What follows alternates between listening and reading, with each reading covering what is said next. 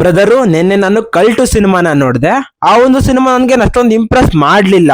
But ಇವತ್ತೊಂದು ಸಿನಿಮಾನ ನೋಡಿದೆ. ಆ ಒಂದು ಸಿನಿಮಾ ಈ ತರ ಇರ್ಬೇಕಲ್ಲಪ್ಪ, ಪ್ರಾಪರ್ ಲವ್ ಸ್ಟೋರಿ, ರೈಟಿಂಗ್ ಅಲ್ಲೇ ಆಗಿರ್ಬೋದು, ಸಾಂಗ್ ನ ಸೆಟಪ್ ಮಾಡೋದ್ರಲ್ಲೇ ಆಗಿರ್ಬೋದು, ಬ್ಯಾಕ್ ಗ್ರೌಂಡ್ ಮ್ಯೂಸಿಕ್ ಅಲ್ಲೇ ಆಗಿರ್ಬೋದು, ಆ ಒಂದು screen play, story telling way ಎಲ್ಲಾ ಕಡೆಯಿಂದನೂ ಕೂಡ ಸಖತ್ ಪರ್ಫೆಕ್ಟ್ ಆಗಿದೆ. ಇಂಥ ಒಂದು ಸಿನಿಮಾ ಅಲ್ಲೇನಪ್ಪ ತೆಗಿಬೇಕಾಗಿದ್ದು. ನಮ್ಮವ್ರು ಏನೇನ್ ಮಾಡ್ತಾ ಇದ್ದಾರೆ, ಕಾಲ ಎಲ್ಗ್ ಹೋಗ್ತಾ ಇದೆ, ನಮ್ಮವ್ರು ಎಲ್ಗ್ ಹೋಗ್ತಾ ಇದಾರೆ ಅಂತ ಅನ್ನಿಸ್ತಾ ಇರುತ್ತೆ. ಬಟ್ ಹೇಳಕ್ಕಾಗಲ್ಲ, ಒಳ್ಳೊಳ್ಳೆ ಸಿನಿಮಾಗಳು ಕೂಡ ನಮ್ ಕಡೆ ಬರ್ತಿರ್ತವೆ. ಐ ಹೋಪ್ ಈ ಒಂದು ವರ್ಷ ಸ್ಟಾರ್ಟಿಂಗ್ ಅಲ್ಲಿ ಎಕ್ಸ್ಪೆಕ್ಟೇಷನ್ ನ ಮೀಟ್ ಮಾಡೋ ತರ ಸಿನಿಮಾ ಬಂದಿಲ್ದಲೇ ಇರ್ಬೋದು. ಬಟ್ ಬರೋ ದಿನಗಳಲ್ಲೇ ಬರ್ತವೆ ಅಂತ ಅನ್ಕೊಂಡಿದೀನಿ. ಈಗ ಈ ಒಂದು ಸಿನಿಮಾ ಬಗ್ಗೆ ಮಾತಾಡೋಣ. ನಾನ್ ಇದ್ದಿದ್ದು ಇರೋ ತರ ಮಾತಾಡ್ತೀನಿ, ಯಾವ್ದೇ ಫಿಲ್ಟರ್ ಇಲ್ದಂಗೆ. ಅದಕ್ಕೂ ಮುಂಚೆ ಎಲ್ಲರಿಗೂ welcome back to my channel. ಸಿರಾಯ್ ಈ ಒಂದು ಸಿನಿಮಾದ ಕತೆ ವಿಷಯಕ್ಕೆ ಬಂದ್ರೆ, ನಮ್ಮ ಹೀರೋ ಅಂದ್ರೆ ಇದರಲ್ಲಿ ಇಬ್ರು ಹೀರೋ ಬರ್ತಾರೆ. ಒಬ್ಬ ಕಾನ್ಸ್ಟೇಬಲ್ ಇರ್ತಾನೆ, ಅವನು ಆಲ್ಮೋಸ್ಟ್ ಅಲ್ಲಿ ಡ್ಯೂಟಿಲಿದ್ದಾಗ ಒಬ್ಬ ಕೈದಿ ತಪ್ಪಿಸ್ಕೊಳಕ್ ಹೋಗ್ಬೇಕಾದ್ರೆ ಅವನು ಶೂಟ್ ಔಟ್ ಮಾಡಿ ಸಾಯಿಸಾಕ್ತಾನೆ. ಇನ್ನೊಬ್ಬ ಕೈದಿ 5 ವರ್ಷದಿಂದ ಜೈಲಲ್ಲಿ ಇರ್ತಾನೆ. ಅವನ ಒಂದು ಕೇಸ್ ನ ವಾದ ಮಾಡ್ಕೊಳ್ಳೋದಕ್ಕೆ ಒಬ್ಬ ಲಾಯರ್ ನ ನೇಮಕ ಮಾಡೋದಕ್ಕೂ ಕೂಡ ಅವನ ಹತ್ರ ದುಡ್ಡಿರೋದಿಲ್ಲ.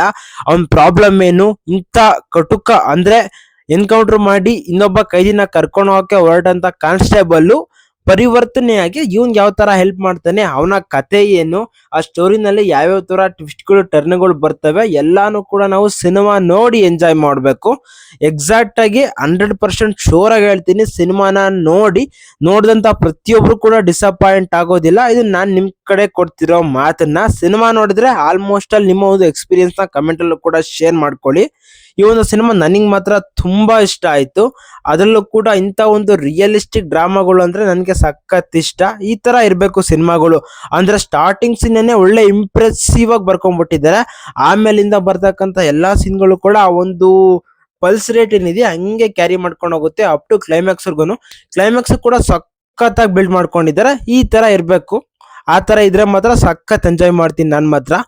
ಈ ಒಂದು ಸಿನಿಮಾನ ಬರ್ದಿರೋದು ತಮೀಜ್ ಮತ್ತೆ ಸುರೇಶ್ ರಾಜ್ಕುಮಾರಿ ಅವರು ಹಂಗೆ ಈ ಒಂದು ಸಿನಿಮಾನ ಡೈರೆಕ್ಷನ್ ಕೂಡ ಮಾಡಿದ್ದಾರೆ.